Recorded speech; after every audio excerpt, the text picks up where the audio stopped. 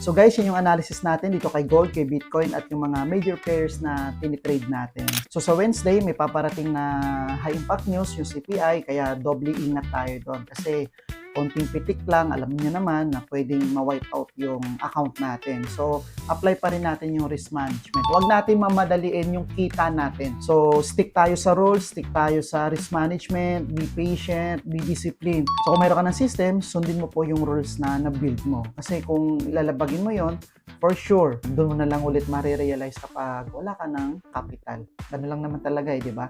And then, wag rin natin kalimutan na mag-journal sa lahat ng matututunan natin. Actually guys, i-download nyo po yung PNL na Ledger para sa mobile app.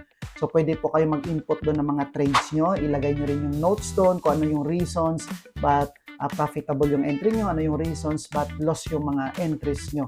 And then at the end of the week or at the end of the month, pwede nyo pong i-review yon, lalong-lalo na doon sa mga losses nyo. And then makikita nyo doon guys yung pinaka-main reason kung bakit ka naloloss sa trading. At yun ang kailangan mong ayusin. At kung bago ka pa lang dito sa channel, huwag kalimutan na mag-subscribe at i-click nyo na rin po yung notification bell icon na yan para updated kayo sa mga upcoming videos natin na ina-upload natin dito sa channel natin. So guys, yan lang for now at kita-kits po ulit tayo sa next na video.